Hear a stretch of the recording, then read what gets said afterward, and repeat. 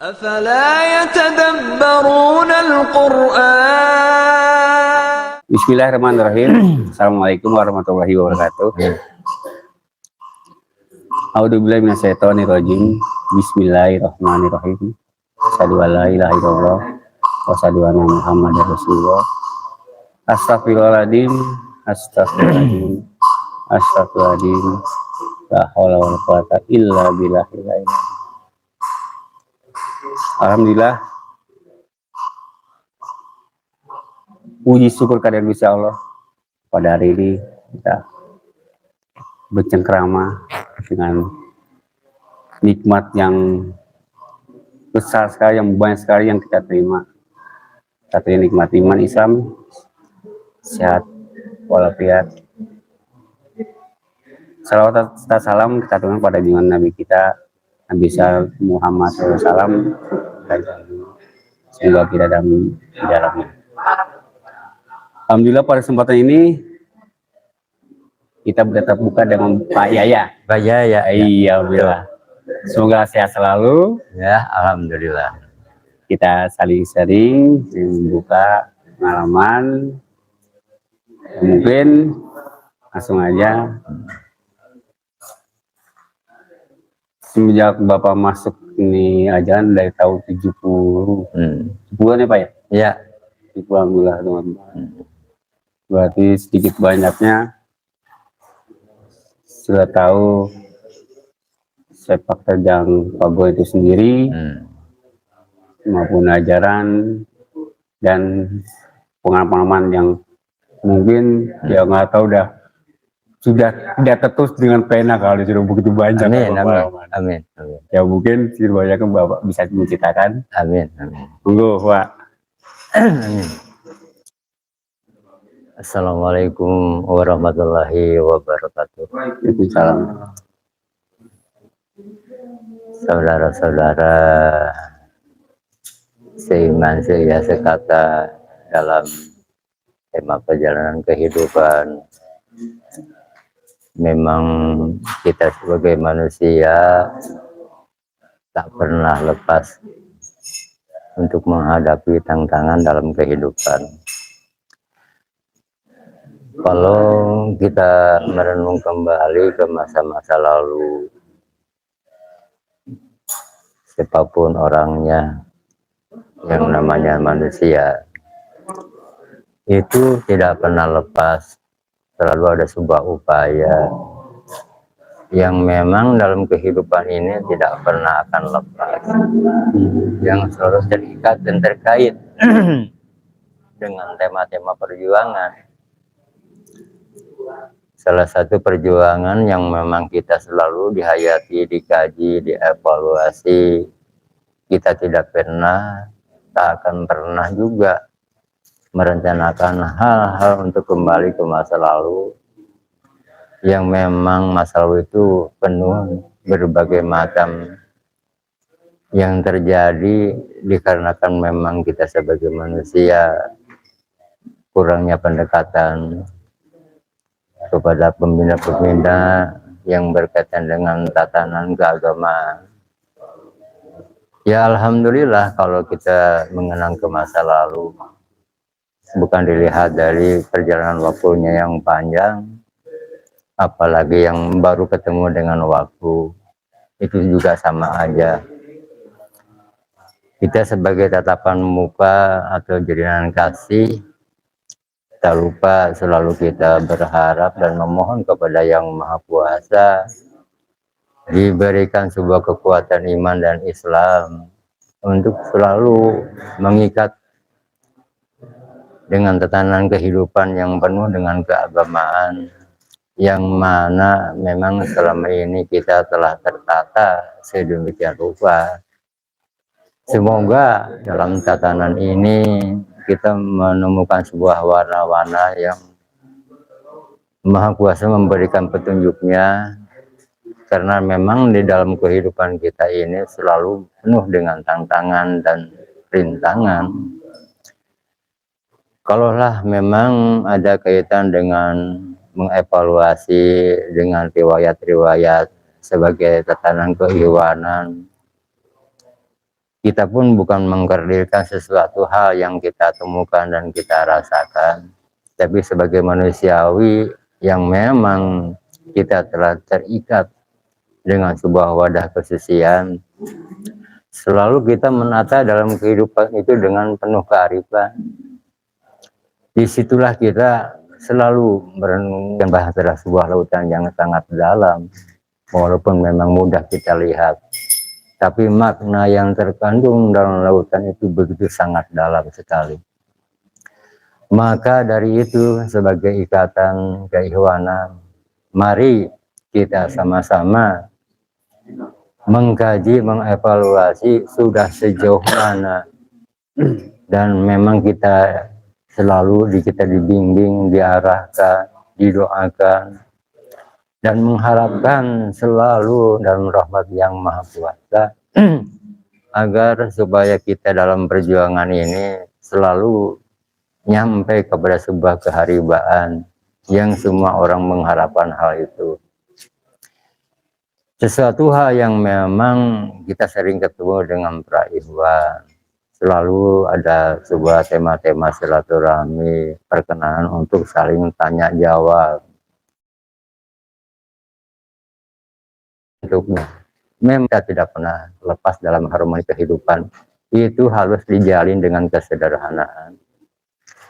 Karena dengan tema kesederhanaan ini bukan berarti kita ini kurang mapan untuk menyikapi sebuah tantangan. Karena dalam kesederhanaan ini memungkinkan orang itu membuka diri, baik dengan cara berpikir, atau mungkin dia cara bertindak, apalagi dengan menyangkut masalah perasaan.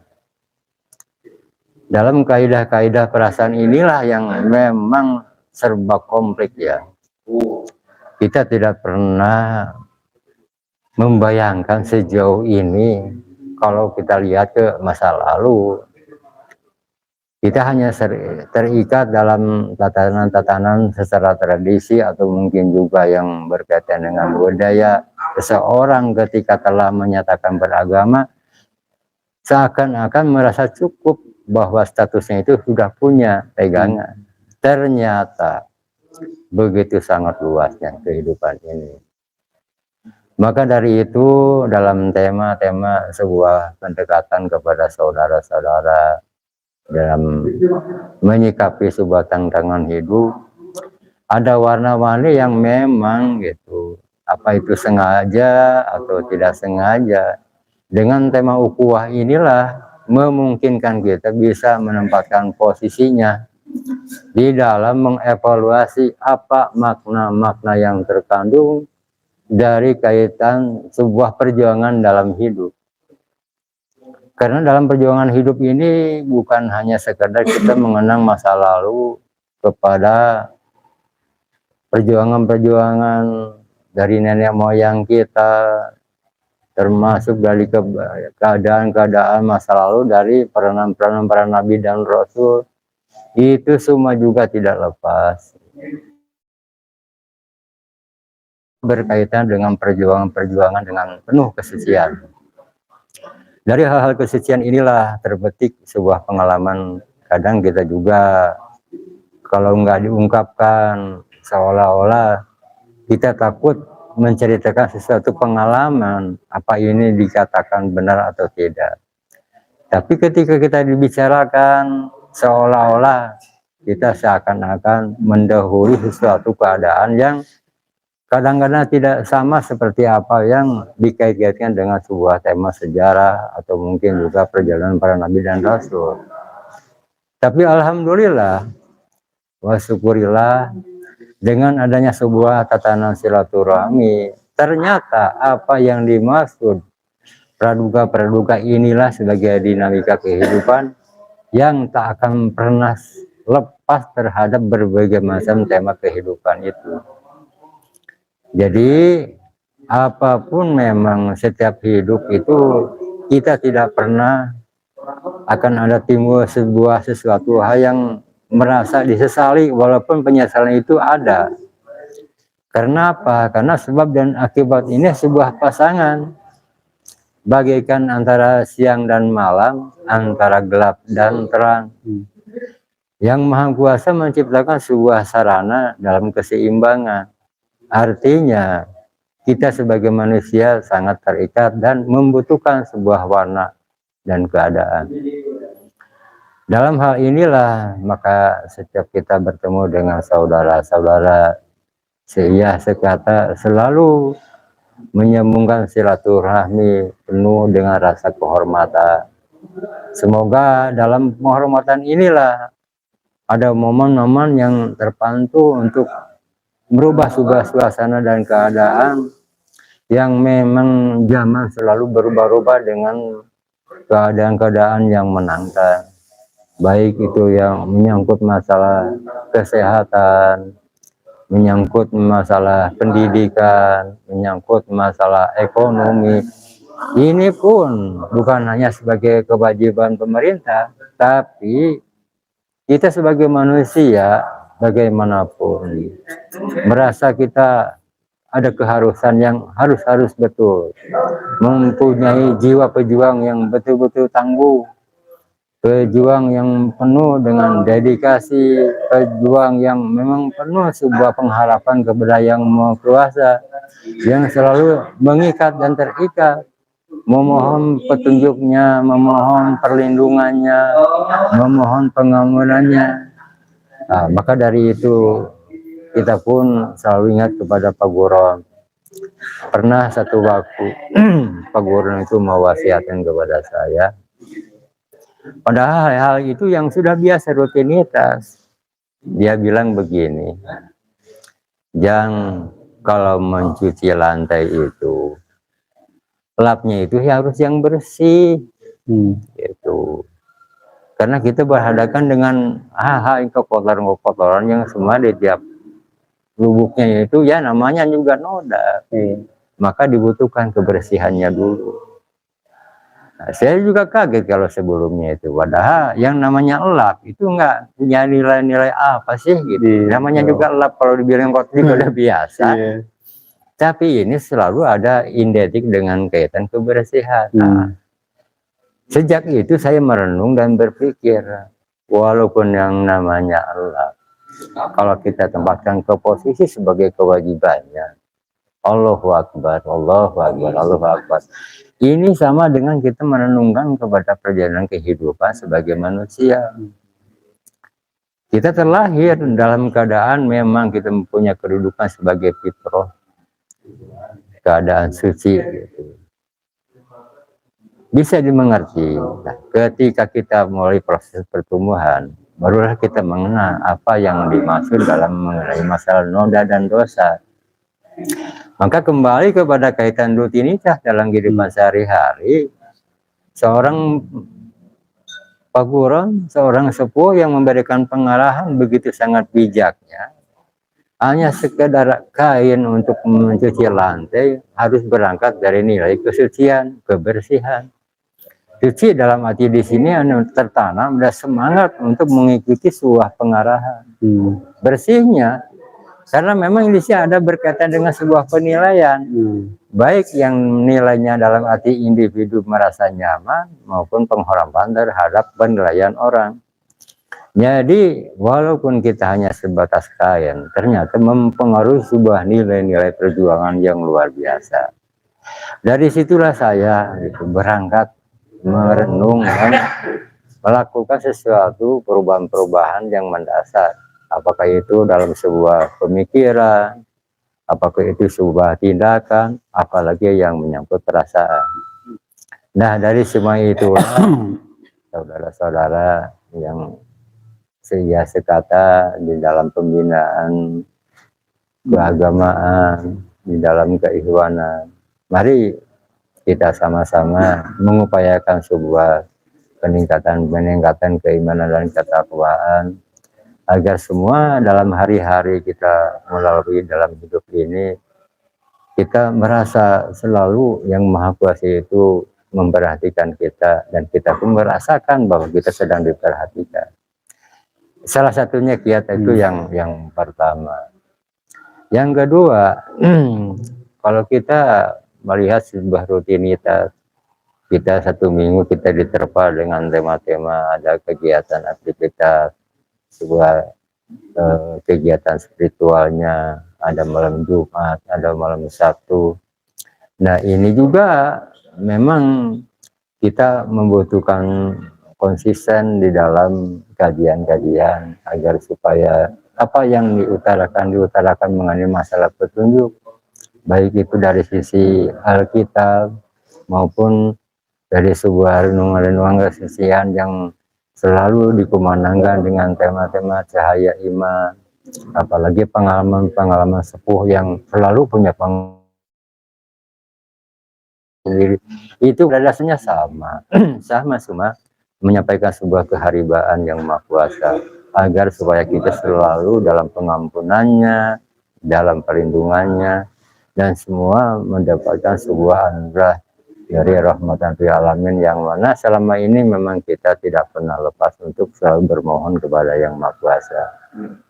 Barangkali ada hal yang mungkin bisa kita ngobrol lebih suasananya sejuk, atau mungkin juga menambahkan spirit dari sebuah tema-tema yang mungkin dari pertanyaan itu juga kita juga bukan berarti seolah-olah kita udah punya kedudukan yang tinggi, enggak juga. Masalahnya ya kita sebagai ikhwan ya beginilah kenyataannya, kita merangkum sebuah harmoni kehidupan yang indah, punya kebersamaan, tidak membeda-bedakan latar belakang, apakah dia itu pendidikannya seperti apa. Beginilah keadaan. Memang kita kalau lebih jauh lagi ya, kita memang apa namanya, ada sebuah ruangan yang dibilang majelis seperti ini ya, begitu megahnya. Artinya kita ada sebuah sarana untuk kita berteduh, untuk berlindung, untuk mencari upaya bagaimana kita supaya menjadikan konsentrasi di dalam menyikapi kehidupan. Nah ini juga kita sering merenungkan sesuatu peranan pemerintahan yang memang begitu sangat luas di sebuah negara. Itu sebagai peranan pemerintahan juga terbagi-bagi, ada tugas fungsi-fungsinya. Kalaulah mungkin tidak terbagi sebagai instrumennya, instruksinya, ya kita bagaimana mungkin bisa membangun. Ya. Nah bangunan inilah sebagai semboyan dari kebiasaan dalam rutinitas sehari-hari. Kita bangun, ketika kita bangun, langkah pertama pasti punya arahan tertentu yang mana kebiasaan itu sebagai kebutuhan bagi manusiawi. Dalam tema pembangunan ini sering kita pun ada arahan-arahan atau kita mendengar sebuah keluhan, barangkali ada salah satu kiat apa yang mungkin kita bisa mewujudkan dari sesuatu kendala yang memang sedang terjadi. Nah disitulah memang pentingnya sebuah peranan keikhwanan, harus selalu memberikan masukan, memberikan support, atau mungkin juga kalau istilahnya bahasa trennya mah kita harus banyak merangkul, ya. Merangkul berbagai macam hal-hal yang dalam tema kehidupan ini sering terjadi. Mungkin ada masalah pihak gini, supaya ketemu ini ajaran terketupnya di pihak apa ya kira masuk ini ajaran gitu. Gimana? Biar ketuk hatinya itu hingga mau masuk ini ajaran. Di pihak apa? Kan nggak mudah masuk ini ajaran. Pasti ada satu hal yang terketuk hingga terduga hatinya. Hingga akhirnya dengan kuat. Ya, memang dalam dinamika kehidupan ini kita tidak hanya sekadar melihat dari sebuah environment apa yang dimaksud dalam sisi perbedaan-perbedaan yang mungkin saja kita ini hidup ini akan selalu bergeseran ya, bergesekan juga gitu, karena memang hidup ini sangat padat, baik padat dalam arti daya pikirnya maupun secara keterbatasan untuk bertindaknya, apalagi dengan menyangkut masalah perasaan. Nah, hal inilah pentingnya selalu sebuah ukhuwah dalam tema pembinaan yang diadakan dalam sebuah wadah. Jadi hal-hal yang sedemikian ini mampu mengedepankan sesuatu hal yang berdampak dalam peristiwa atau mungkin kejadiannya tidak terlalu yang bisa menjerumuskan sesuatu hal keadaan yang memang sedikit-sedikit kita telah berubah. Nah, dengan adanya sebuah tema pembinaan inilah kita mendapatkan sebuah perlindungan, dalam artian melindungi dalam satu atap di sini kita bisa mendengar pencerahan-pencerahan, selalu melihat sebuah warna-warna yang baru. Karena dalam kehidupan dinamika ini memang kalau lihat ya memang keanekaragaman hidup ini juga memang tidak pernah lepas gitu. Baik itu yang namanya awam atau yang dibilangnya spesialis, nah ini juga berpengaruh untuk mengisi hal-hal yang menuntut sebuah tema-tema perjuangan. Karena dalam perjuangan juga itu memang dibutuhkan sebuah ketangkasan. Tangkas dalam arti menyikapi sebuah tantangan hidup agar supaya kita tidak pernah lepas untuk memperhatikan sebuah perintah yang mana memang Allah Subhanahu wa Ta'ala menciptakan sebagai manusia khalifah di muka bumi bukan hanya sekedar gitu difasilitasi, tapi yang lebih beratnya itu adalah memelihara sebuah pemeliharaan yang mana memang begitu sangat luas, baik yang menyangkut masalah pemeliharaan kesehatan, menyangkut pemeliharaan pendidikan, menyangkut pemeliharaan wirausaha, semua ini juga memang tidak pernah lepas. Jadi selalu berkaitan dengan ada sebuah sebuah pemeliharaan yang memang pada akhirnya orang akan melihat gitu sebuah kemampuan yang memberikan sebuah kontribusi baik secara dirinya maupun ke saudara-saudaranya. Barangkali itu yang dimaksud dari hal yang tadi yang menjadi sebuah ukuran pertanyaan-pertanyaan yang dimaksud gitu. Jadi ya mungkin itu cara penjabarannya ya. Yang saya maksud terduganya hati supaya ini akhirnya ingin masuk bahkan misalnya sampai beat, berarti sudah mau mencemplung, yang sudah yakin pada ini ajaran. Hal apa yang diceritakan saya sendiri tentang ini ajaran hingga akhirnya masuk baru. Oh iya.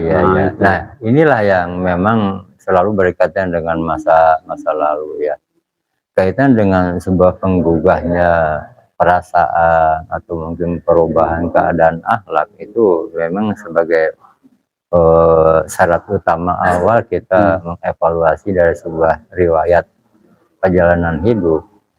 Jadi memang pada dasarnya sebagai manusia, sebagai insan ini, baik itu latar belakangnya seperti apa, memang pada dasarnya mereka itu membutuhkan sebuah sentuhan, sebuah upaya pendekatan. Nah dari situlah riwayat dalam kehidupan seseorang ini juga bisa berubah, punya dasar dari riwayat-riwayat yang pernah terjadi. Karena mana mungkin orang bisa mengenal sebuah tema-tema ketakwaan kalau tidak didasari dengan sebuah keimanan. Nah dari iman itulah apa makna yang terkandung dalam sebuah tema keimanan.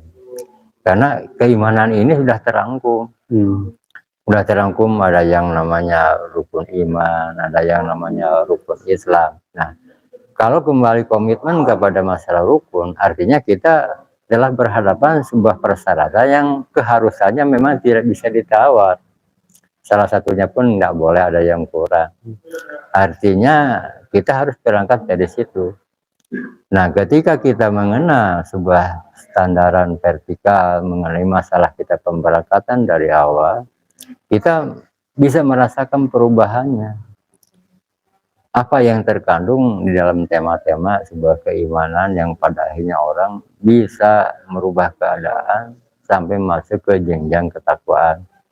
Karena selalu yang dikaitkan dan kumandangkan sebuah kitab suci itu selalu lebih menekankan keimanan dan ketakwaan. Kalau di ranah manusia barangkali itulah yang disebut, yang dimaksud dapat merangkul gitu.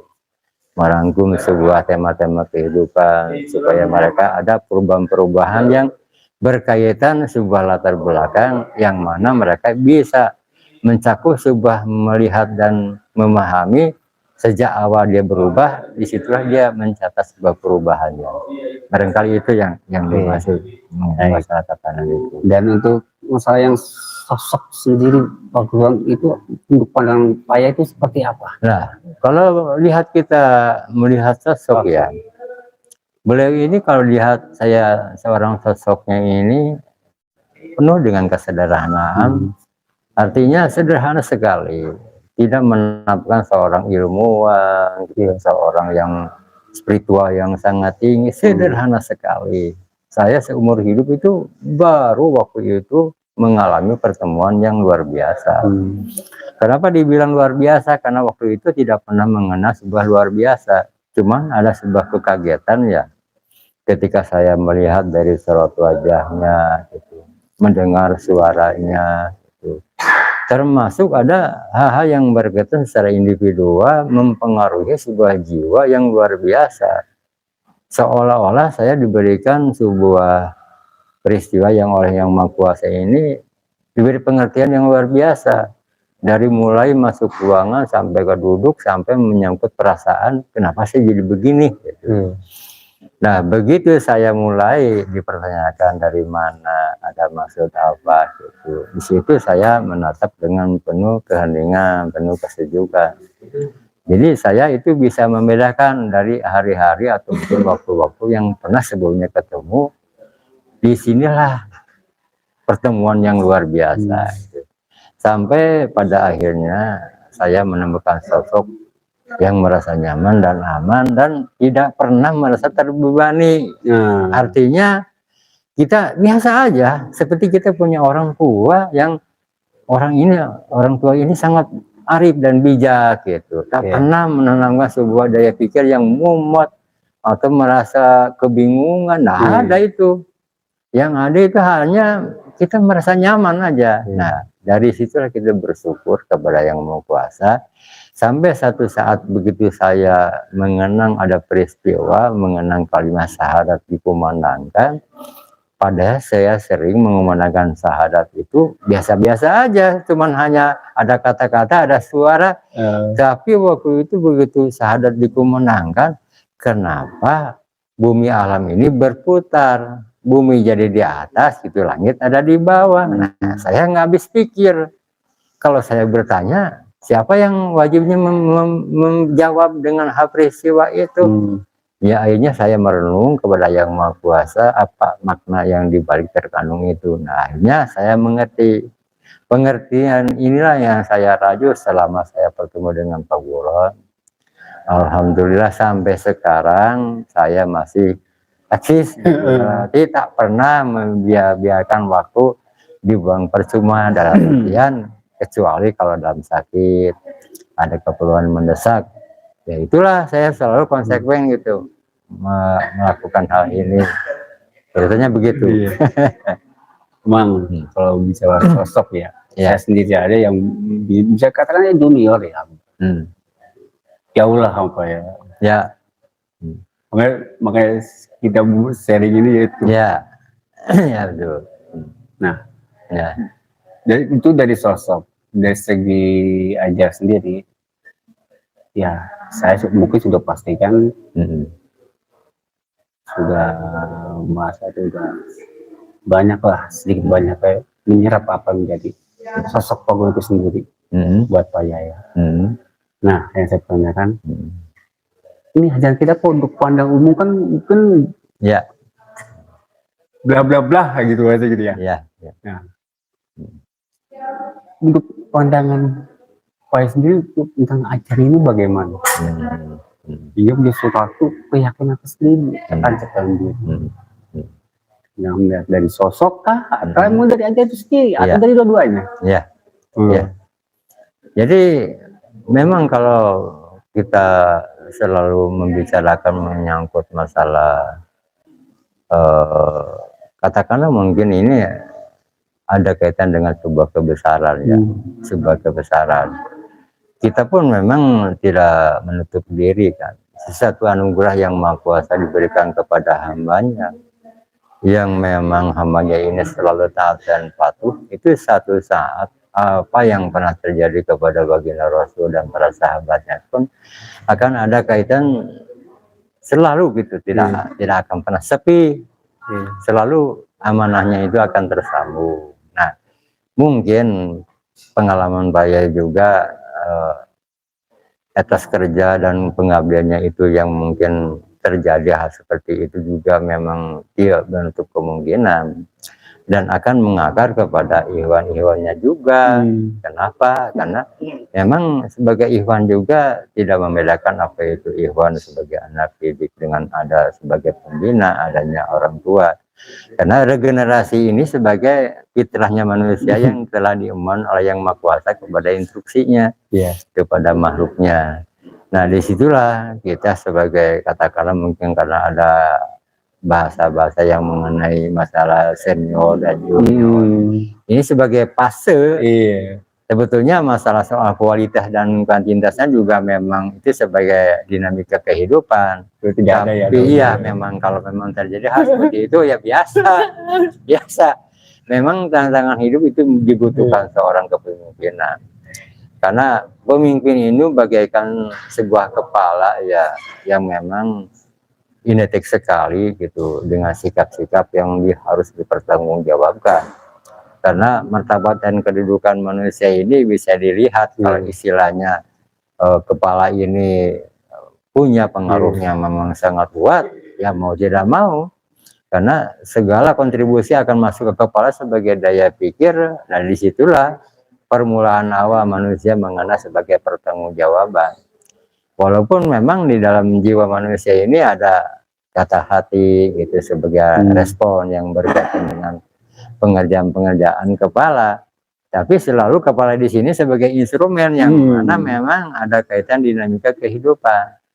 Nah, maka dari itu ya kita pun memang harus respon juga, harus respon siapapun yang memang menjadikan kepemimpinan, baik pemimpin individu maupun sebagai upaya pengajawantahannya, itu ada sebuah keharusan yang tidak bisa dikesampingkan sebagai alasan untuk tidak memang diperjuangkan.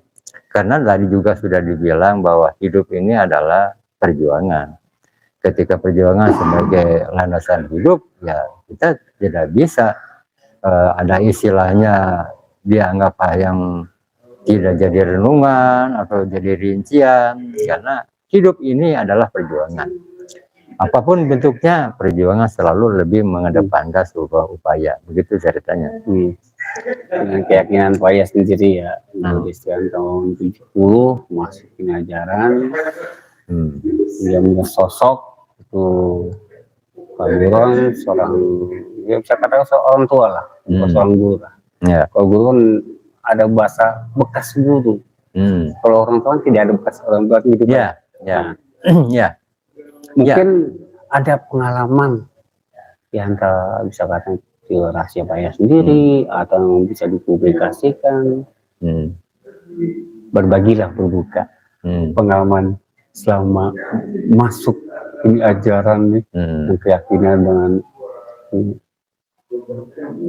apa yang menjadi intisari atau pengalaman berharga kali ini.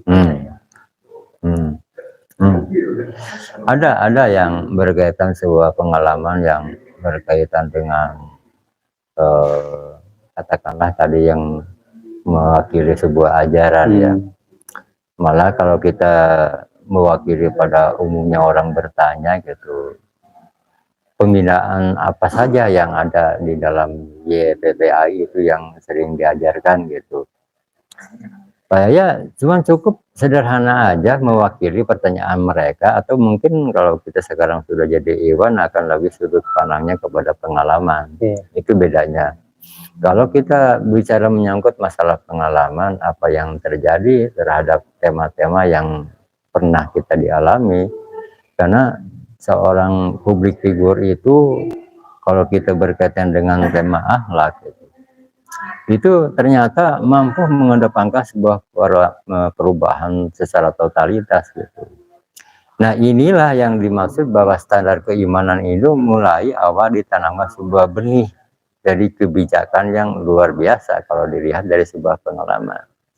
Kalau umpamanya kita melihat mencari sebuah perbandingan, walaupun memang itu tidak mempunyai dasar untuk mencari perbandingan, tapi kita memang menyatakan bahwa keadaan itu nyatanya seperti itu. Pelihara jalan. Pelihara jalan tuh ya kepaya itu bagaimana? Nancap saya punya diri sendiri. Iya. Jadi kalau konteksnya ajaran ya, itu berkaitan dengan pertanggungjawaban ya, baik dunia maupun akhirat. Karena kita yang diemban ini berkaitan dengan masalah agama, sebuah kesucian yang mana memang tidak akan lepas dengan sunnah Rasul ya.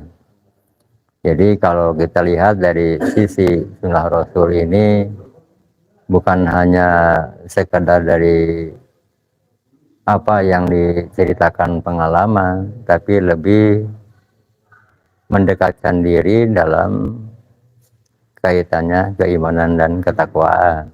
Nah, sebagai pengalaman yang memang tak lepas jadi sorotan ikatan saudara ya, sebagai tatanan keikhwanan, ada sebuah pengalaman yang memang didorong dari sebuah fatwa Bapak sendiri yang waktu itu pernah Bapak menceritakan itu.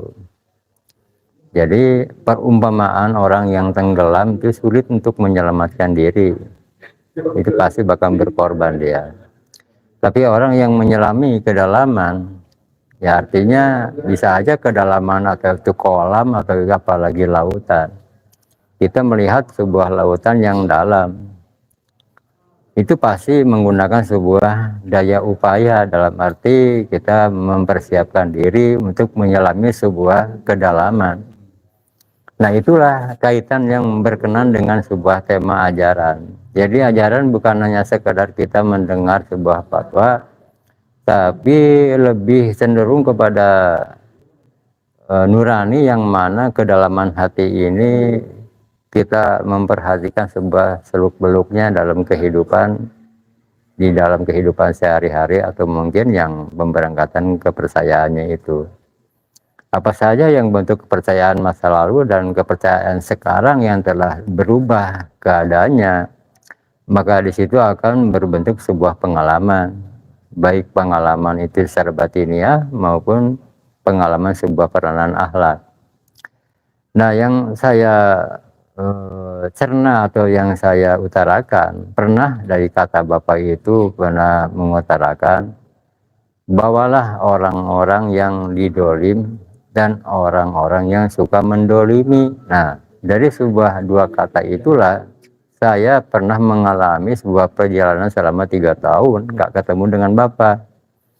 Alasannya apa? Bukan saya berangkat dari perbandingan, tapi bukan seolah-olah memang sudah begitu secara alaminya. Saya ini terhempas sebuah perjalanan jauh yang memang ada kata seperti serupa tidak sama gitu.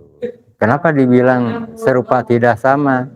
Karena berangkatnya semua yang ada dialog itu menyatakan sama-sama sebagai pejuang, dalam arti memupuk sebuah standar iman dan ketakwaannya. Nah, dari situ saya mengalami sebuah pengalaman yang luar biasa. Waktu itu saya pernah ngalamin masuk ke dalam sebuah guha ya. Guhanya itu kalau kita diumpamakan seperti mengenang sejarah Rasul gitu, baginda Rasul, yang mana Rasulullah itu pernah mengalami sebuah di Guha Hiro gitu, walaupun itu bukan sebuah perencanaan, sudah begitu alaminya mungkin Allah yang Maha Kuasa memberikan sebuah keadaan. Nah, sampai di situ saya ngalami ceritanya. Saya dihadapkan dengan sebuah alam, dengan berhadapan dengan sebuah petunjuk orang yang bawa saya, dia bilang, kamu jangan banyak bertanya-tanya sebelum kamu mendapatkan jawaban diri kamu sendiri. Ya, saya seolah konsisten terhadap apa yang dimaksud. Nah, begitu saya berhadapan di lubang yang kecil, sampai saya merangkak masuk ke lubang itu, ke dalam gua, jauh dalam guhanya itu yang luar biasa. Gitu. Karena mungkin saya berpikir ini guhanya bukan guha bikinan, secara guha alaminya. Padahal saya berpikirnya nggak pernah ada perencanaan atau mungkin niat ada permintaan lebih-lebih daripada umumnya orang yang sering dibicarakan gitu. Hanya sekedar ingat kepada fatwa yang pernah Bapak di hukuman Nangga, saya mengalami hal seperti itu. Makanya saya jujur saja dari secara rasio saya menolak, tapi secara keimanan ingin tahu. Nah, disitulah saya mengalami. Nah, begitu masuk ke dalam guha sampai masuk ke dalam pelosoknya, sampai di atasnya, yang paling di atas saya ditaruh. Kata penunjuk jalan sambil dia bawa penerangan, dia bilang gini, kamu jangan kemana-mana sebelum aku datang lagi ke sini. Saya nggak bisa nolak, saya nggak bertanya-tanya, saya udah pasrahin. Gitu. Saya nggak ngebayangin, belum pernah seumur hidup juga ceritanya tuh. Nah, begitu saya ditinggalin sama dia, Masya Allah, Allahu Akbar, saya hanya bisa mengumandangkan takbir, mengumandangkan asma-asma yang maha kuasa, selalu saya terikat sama kekuasaan yang maha kuasa. Nggak tahu saya berapa lama saya di situ, karena kenapa saya sudah hilang daya ingatan saya untuk menghitung. Kenapa? Karena apa yang dimaksud menit, dari mulai detik, dari mulai jam sampai ke waktu, sampai alat sarana pun tak ada satupun untuk alat peraga untuk membandingkan keadaan. Artinya cuma hanya merasakan kegelapan dan kedinginan. Nah, dari kedinginan dan kegelapan disitulah sebuah cahaya memberikan penerangan kepada saya, gitu. Apa di balik makna ini yang terkandung? Saya merenung dalam, saya dalam-dalamnya sambil menunggu waktu. Saya membayangkan sebuah rasio yang saya rasakan dan perasaan saya yang sedang berkecamuk. Ini susah untuk di mana ditaruhnya atau mungkin kepada siapa saya sampaikan gitu keluhannya. Cuman hanya satu, saya penerimaan kepada Yang Maha Kuasa, memohon perlindungannya. Itu saja berlaku. Berakhir sudah. Karena memang kita sudah, kalau dilihat kondisinya udah, ya katakanlah mungkin udah kepayahan lah, udah nggak seimbang dengan kondisi fisik gitu ceritanya. Karena dinginnya luar biasa, dinginnya gitu, gelapnya juga gelap luar biasa, susah untuk melihat posisi fisik aja nggak kelihatan, tangan saya nggak kelihatan seperti apa gitu, saking gelapnya. Dinginnya juga, kalau saya bandingkan seperti gini, dingin di kutub juga kayak ngarang-ngarang gitu. Dingin sekali, belum pernah sedingin itu. Luar biasa. Sampai saya merasakan sebuah pengertian-pengertian yang panduan dari Yang Maha Kuasa. Nah, saya merenung sedalam-dalamnya di situ. Baru beberapa kemudian, itu bukan waktu sejenak itu. Luar biasa, lamanya luar biasa. Susah untuk menghitung. Kalau dibilang sebentar atau mungkin hari, saya bisa menghitung gitu, bisa menghitung. Tapi ini keadaannya susah untuk dihitung. Saya baru teringat dengan riwayat Saibul Kahfi yang Allah tarahkan di situ. Sekian diuraikan. Untuk siapa itu disampaikannya?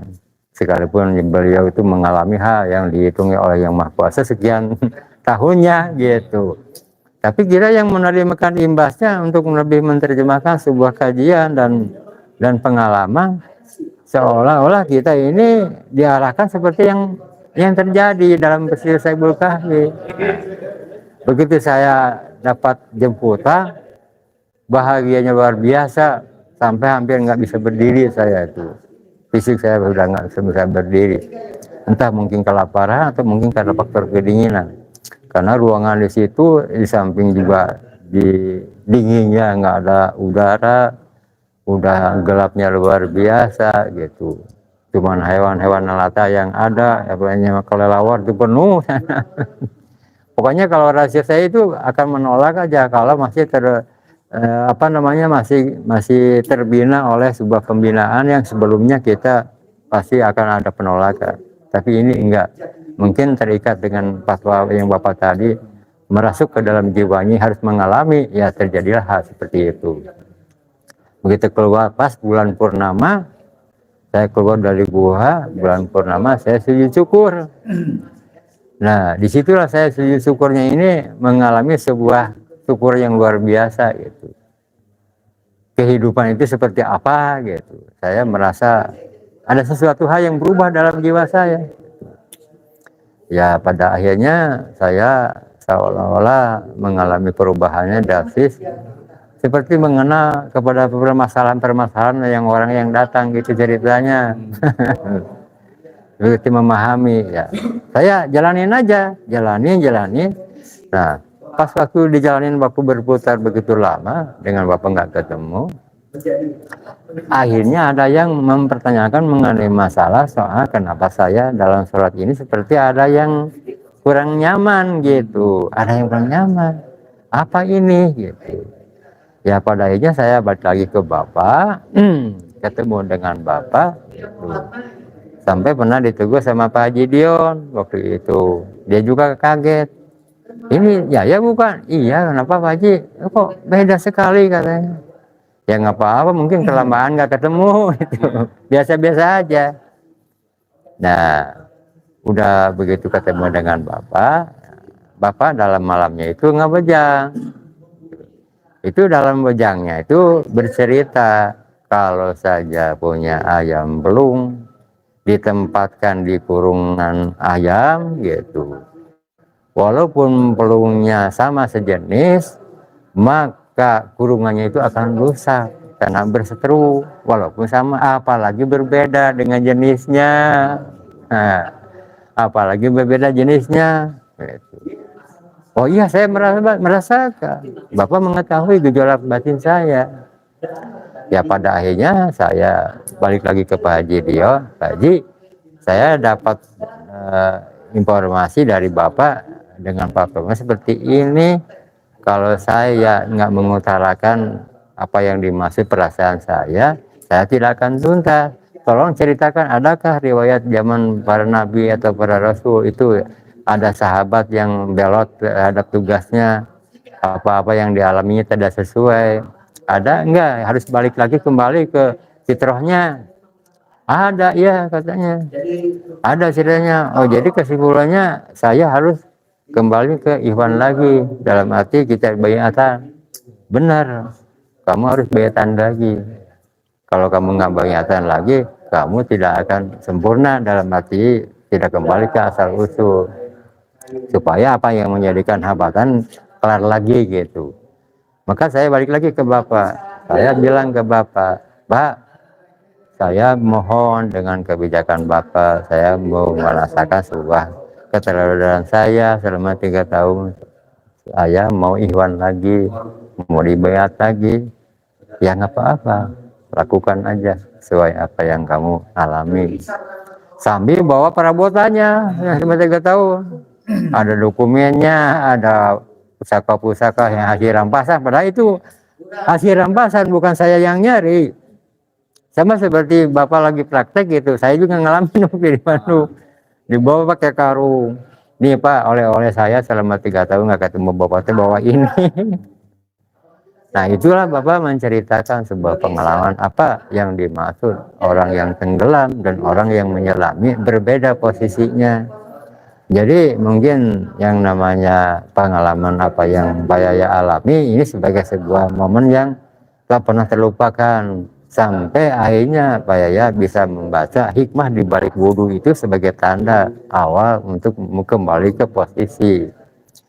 Diberikan kelebihan. Jadi tahunya untuk pribadi Pak Yaya ini merasakan betapa perubahan ini sangat luar biasa. Begitu Pak Yaya belum melaksanakan wudhunya kembali, maka tidak akan nampak perubahannya kembali ke posisi. Makanya Allah memberikan penerangan, ada tanda di dalam wudhunya itu. Begitu payah melihat wudhu orang sampai merasakan payah wudhu sendiri, merasa aman lagi, nyaman lagi sholatnya, nggak merasa labil gitu, biasa kembali ke semula. Nah itulah seperti dari pengalaman yang terjadi dari peristiwa yang mengenai masalah fatwa Bapak yang pernah dikumandangkan.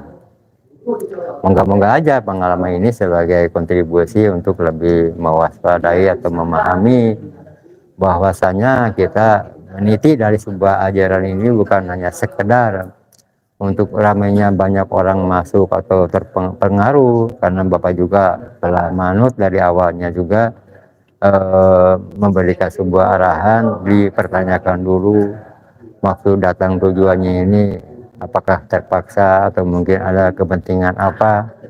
Itu Bapak sangat bijaksana, dipertanyakan dulu. Jadi wajar kalau kita kepada individu mengevaluasi, pasti akan mempertanyakan dirinya sendiri, sudah sejauh mana kamu melakukan atau melaksanakan sebuah perintah yang mana Allah yang Maha Kuasa itu selalu memperhatikan. Nah barangkali dengan perhatian inilah sebagai pengejawantahan bagi saudara-saudara seikhwan yang mana pengalaman ini selalu akan berkaitan dengan berbagai macam kehidupan. Jadi pada dasarnya kita sama-sama memupuk sebuah keimanan dan ketakwaan agar supaya kita lebih mawas diri. Itulah mungkin ceritanya. Nggak lepas ya, pas dalam hidup ini kan. Jadi sebenarnya kita lemah, merasa lemah. Ya.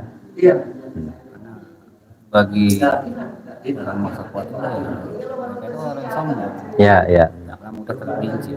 Ya. Mungkin dari pengalaman saya ini emang tapi yang buat Bapak dua masih pribadi. Ya. Mungkin konteksnya secara proses secara alami. Ya. Saya ada sempat tembus Ya, ya. dan mungkin saya katakan lepas kontrol atau diri mungkin. Betul, betul, betul. Ya kira keluar dulu dari tekanan, situ Bapak melakukan pengalaman yang berharga, ya kembali pun, dengan suasana yang baru. Iya. Nah, dari hal konteks seperti ini aja kan, Bapak just tahu, ajaran kita kan hanya torek, dan sudah pasti Iya, betul. karena torek itu tidak lepas dengan gerak. Iya. Mungkin apa yang pernah Bapak pelajari Iya. sama kita ajan torek itu kan Iya. gerakan. Betul, betul. Itu apa yang dekat Bapak selama ini? Apanya, di sisi mana? Sisi spiritual apa di sisi bahasanya apa? Ya, memang kalau kembali kepada masalah tema ritual ya, artinya kita sudah terbina dalam pembinaan Sunnah Rasul. Dalam artian memang kita butuh semangat yang memang katakanlah mungkin secara tidak langsung ya dibilang kedisiplinan memang ada. Salah satunya kiat Bapak juga sering memberikan semboyannya. Jadi kalau istilahnya entok mau kalau musim hujan mah noyor we gitu. Jadi ayah bahasa nanti maksakan. Nah dari sisi memaksakan kehendak dalam arti kebenaran itu katakanlah sebuah kewajiban untuk membina secara individu. Karena sebuah energi tanpa memaksakan sebuah peranan ini tak mungkin bisa berubah. Dalam artian bahwa kita memang punya harus ada kemauan yang keras. Tapi kita mengarah sesuai dengan persentuhannya, yang mana sesuai apa yang Sunnah Rasul tadi telah dibentuk. Bagaimana kita mengikuti Sunnah Rasul, kalau kita disuruh sholat pada waktunya kita harus melakukan. Kalau kita diarahkan harus berjamaah di masjid juga harus dilakukan. Termasuk dengan apa yang dimaksud pengalaman dan secara spiritualnya juga inilah tidak kita berlebihan apa adanya. Semoga dengan adanya kita memaksakan kebenaran ini juga tidak melampaui batas dalam untuk memupuk semangat. Karena tanpa membina semangat ini kita akan luntur. Luntur karena pengaruhnya sangat banyak. banyak dari sifat kemalasan, banyak dari pengaruh-pengaruh yang mempengaruhi, banyak hal yang sikapnya memang hal yang tidak perlu diperlukan. Nah, hal-hal inilah yang memang perlu mengantisipasinya agar supaya setiap individu juga bisa memahami hal pengampilan ilahiyahnya. Karena bagaimanapun kita sebagai makhluk sama aja, nggak ada perbedaan gitu. Tidak dilihat dari latar belakang atau pendidikan. Yang ada adalah semangat perjuangannya untuk sampai kepada tujuan yang diridhoi ya Allah Maha Kuasa. Itu aja. Jadi untuk jenis tirakat itu sendiri Betul? belum disebutkan Ya, jenis tirakat itu sendiri. tirakat, Ah, tirakatnya. ah, Oh. Jadi gini, kalau bercerita menyangkut masalah tirakatnya sesuatu hal yang dari pengalaman yang terjadi di masa itu, kita bisa mengambil sebuah dialog antara Nabi Musa dengan Nabi Khidir ya. Walaupun itu nggak dikaitkan dengan kata wajib juga gitu. Bisa aja di dalam pengertian diberikan toleran untuk memahami apa di balik peristiwa itu yang terjadi. Karena kisah apa yang dimaksud pertemuan Nabi Musa dengan Nabi Khidir itu bukan hanya sekedar kebetulan, tapi sebuah panduan yang mana Allah Maha Kuasa itu memberikan sebuah keadaan yang harus jadi sebuah tayangan dalam kehidupan di muka bumi ini gitu. Bukan karena memang Nabi Khidir punya kelebihan atau Nabi Musa ada kekurangan, tapi sebuah tema yang harus diserap oleh kita. Nah, saya juga hal-hal seperti ini juga pernah mengalami gitu. Sampai ada kontradiksi di dalam daya pikir, tapi selalu berjalan di atas relnya. Yang pada akhirnya jadi momen pengalaman juga ceritanya. Sesuai apa yang dimaksud pertanyaan tadi. Pada satu saat setiap ikhwan ini sebagai tingkatan reproduksinya, dasar dari keimanan dan ketakwaannya, ini pasti akan mengalami secara spiritualnya. Bukan hanya sebatas dari perbincangan-perbincangan dalam rutin sehari-hari gitu. Ini ada hal yang berkaitan secara vertikal gitu. Mana harus dibicarakan, mana yang nggak boleh dibicarain. Nah, artinya kalau istilah umumnya mah etikanya lah istilahnya mah. Harus mana yang dikedepankan, mana yang nggak boleh dibicarakan gitu. Nah, dari kesimpulan inilah apa yang dimaksud sebagai bukan masalah persyaratannya, tapi pengalamannya. Karena syarat yang dari Bapak juga cukup segitu. Dalam arti kita ingin merubah keadaan dari segala noda dan dosa, kita ada kebersamaan dengan perjanjian Bapak sendiri, bahwa kita ingin belajar bebersih, artinya membersihkan diri, membersihkan segala apa yang pernah dialami.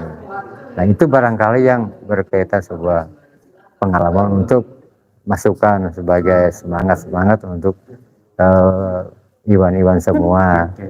Pada dasarnya bahwa perjuangan itu segalanya dalam kehidupan gitu. Harus punya semangat.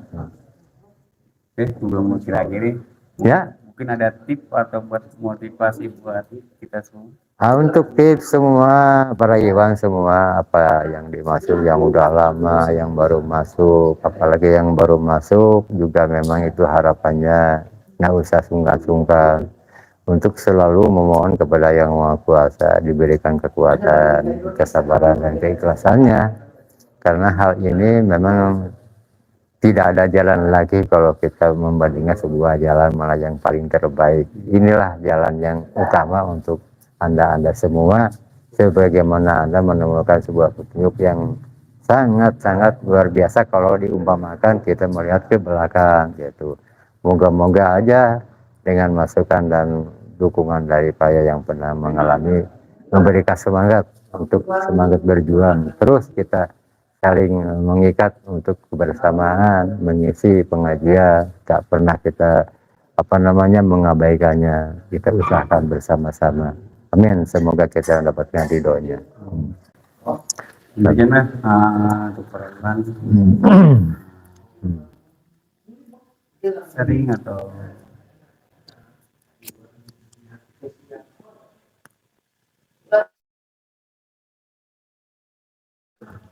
pembicaraan kita pengalaman yang beliau dengan ajaran dari awal sampai Hmm.